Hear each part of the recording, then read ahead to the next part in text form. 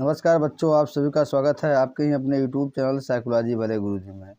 तो आज की क्लास में जिस महत्वपूर्ण टॉपिक के बारे में आप लोगों को पढ़ाने वाले हैं उस टॉपिक का नाम है बुद्धि लब्धि का संप्रत्यय।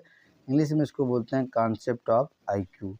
ये बुद्धि का जो चैप्टर है उसमें महत्वपूर्ण संप्रत्यय है, महत्वपूर्ण सब टॉपिक है, क्योंकि अगर हमें किसी भी इंसान की जो है आईक्यू लेवल पता करना है तो पहले कॉन्सेप्ट ऑफ आईक्यू क्या होता है इसको जानना बहुत आवश्यक होता है। तो चलिए बिना किसी देरी के आज की क्लास को शुरू करते हैं। आईक्यू इसका फुल फॉर्म होता है इंटेलिजेंस कोशिएंट। यह एक स्कोर होता है जो मानकीकृत परीक्षणों से प्राप्त होता है, ठीक है। और व्यक्ति की संज्ञानात्मक क्षमता यानी कि सोचने समझने और समस्याओं को हल करने की क्षमता को उनके उम्र समूह के सापेक्ष मापता है, ठीक है। यह बुद्धिमत्ता अनुमान लगाने का एक तरीका है। इसे सरल शब्दों में हम समझते हैं। पहले जो हमने ऊपर बताया आपको बता दें कि क्या है। आईक्यू जो होता है एक तरह का स्कोर होता है, ठीक है। जैसे आपने सुना होगा कि किसी का 90 आईक्यू है तो वो किस लेवल में आएगा, किसी का 140 है तो वो किस लेवल में आएगा। तो ये क्या है, आईक्यू एक स्कोर है जो किससे प्राप्त होता है, मानकीकृत परीक्षणों से प्राप्त होता है। यानी कि बुद्धि लब्धि जो होता है इसके लिए बुद्धि परीक्षण करने के लिए जो टेस्ट बनाया होता है, जो वैज्ञानिक पद्धतियों के द्वारा टेस्ट विकसित किया जाता है उनके द्वारा प्राप्त होता है। और यह क्या प्रदर्शित करता है व्यक्ति के बारे में, तो व्यक्ति की संज्ञानात्मक क्षमता यानी कि सोचने समझने और समस्याओं को हल करने की कितनी क्षमता है उसको क्या है इनके उम्र समूह के समतुल्य मानता है, सापेक्ष मानता है, समतुल्य मानता है। यह बुद्धिमत्ता अनुमान लगाने का एक तरीका है। यानी कि इससे ये पता चल जाएगा कोई व्यक्ति समान बुद्धि का है, जड़ बुद्धि का है, प्रखर बुद्धि है, उसका अनुमान लगाने का ये तरीका है जिसको हम आईक्यू बोलते हैं। अब आगे हम देखते हैं कि सरल शब्दों में आईक्यू क्या होता है। तो पहले उद्देश्य इसका ये होता है कि आईक्यू आपकी सोचने की क्षमता, तर्क करने की और समस्याओं को हल करने की क्षमता को मापता है, न कि आपके ज्ञान को मापता है। अगर आईक्यू आपका बहुत ज़्यादा आ गया या बहुत कम आ गया तो ये आप इससे अंदाज़ा नहीं लगा सकते हैं किसी व्यक्ति के पास कितना क्या है नॉलेज है। ये बस केवल आपको क्या है, आप कैसे सोचते हैं, कैसे तर्क करते हैं, समस्याओं को किस तरह से हल करते हैं, इसकी जो क्षमता है इसको मापता है। इसका स्कोरिंग कैसे होता है, तो औसत आईक्यू स्कोर 100 होता है और अधिकांश लोग क्या है 85 से 115 के बीच स्कोर करते हैं। यानी कि औसत जो आईक्यू स्कोर उसका 100 माना जाता है और अधिकांश व्यक्ति जो 85 से 115 के बीच स्कोर करते हैं इनको सामान्य माना जाता है। आगे देखते हैं। देखिए वितरण कैसे होता है, तो आईक्यू स्कोर एक घंटी के आकार के वक्र में वितरित होता है। घंटी आपने देखा होगा उसी के आकार के वक्र में वितरित होता है। जैसे 68% लोग क्या है 85 से और 115 के बीच स्कोर पाते हैं। 2.1% लोग 130 से अधिक स्कोर करते हैं जिन्हें हम प्रतिभाशाली या जीनियस मानते हैं। और 70 से कम स्कोर वाले व्यक्तियों में बौद्धिक कार्यों में चुनौती हो सकती है, ठीक है, जो 70 से कम व्यक्ति पाते हैं। आईक्यू टेस्ट के घटक अगर की बात करें तो आईक्यू टेस्ट के आमतौर पर निम्नलिखित को मापता है। जैसे तार्किक तर्क, लॉजिकल रीजनिंग, इसमें पहेलियों को हल करना या पैटर्न ढूंढना, इसको मापता है। साथ ही साथ क्या है आपकी गणितीय क्षमता जो है वो भी संख्या और समीकरणों को हल करना। आईक्यू जो टेस्ट है ना उसमें ये सब दिया रहता है, तो जब आप उसको हल करते हैं तो इससे आपको जो ये क्षमताएं हैं उसको माप लिया जाता है। साथ ही साथ मौखिक कौशल, वर्बल स्किल्स यानी कि भाषा को प्रभावी ढंग से समझना और उपयोग करना।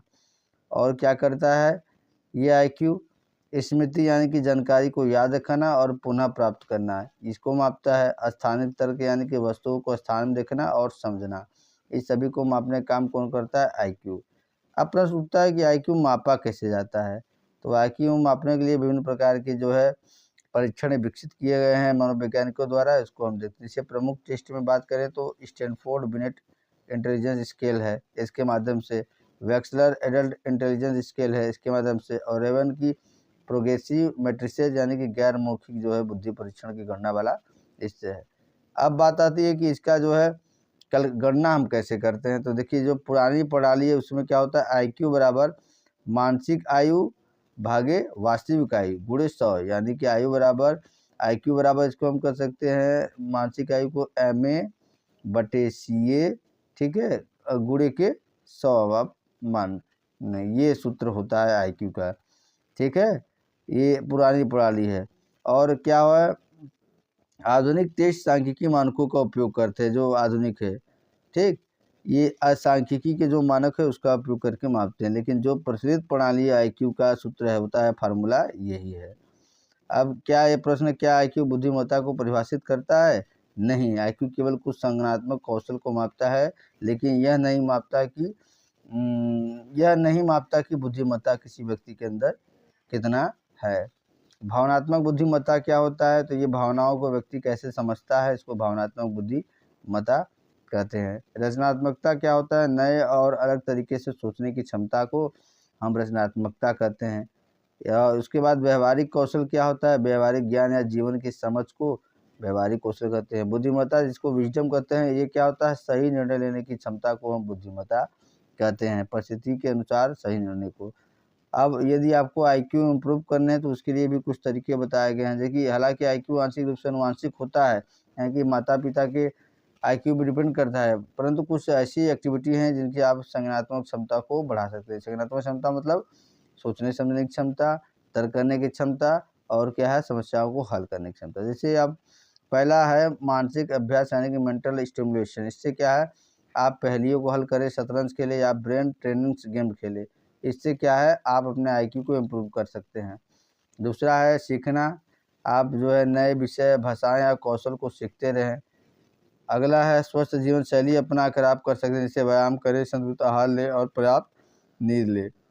और सबसे ज़्यादा जो बढ़ाने का तरीका कारगर है वो है मेडिटेशन या ध्यान, जिसको माइंडफुलनेस कहते हैं। ध्यान का अभ्यास करें ताकि एकाग्रता और तनाव कम हो।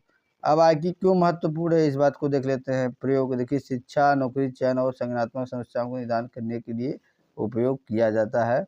किसका? IQ का।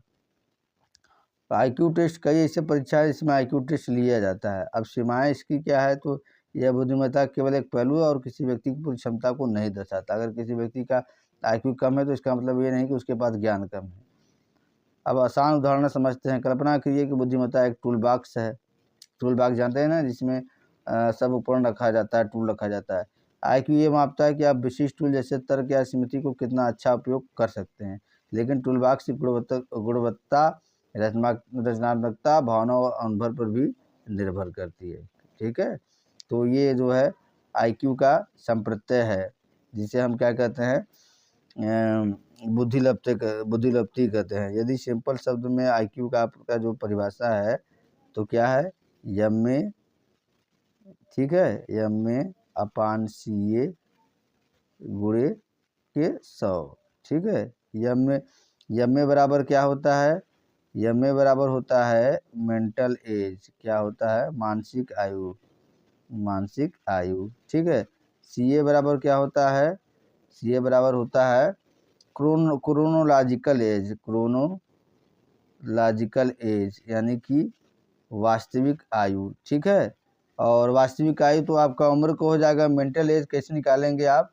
मेंटल एज में जैसे कोई 4 साल का बच्चा है, ठीक है, वो कोई 4 साल का बच्चा है, वो 6 साल के बच्चे के लिए जो परीक्षण बनाए गए हैं, टेस्ट बनाए हैं, उसको वो सॉल्व हल कर लेता है, तो उसकी मानसिक आयु कितनी मानी जाएंगी? 6 साल मानी जाएंगी, ठीक है। ये सब का जो है पूरा डिटेल्स में परीक्षणों में दिया गया है। इस प्रकार से बुद्धिलब्धि निकाला जा सकता है किसी व्यक्ति का, उसका संप्रत्यय क्या होता है, हमने सिंपल भाषा में आपको आज की क्लास में बता दिया। आज क्लास यही तक, मिलते हैं नेक्स्ट क्लास में किसी अन्य टॉपिक के साथ। तब तक के लिए आपसे बच्चों का बहुत बहुत धन्यवाद। जय हिंद, जय भारत।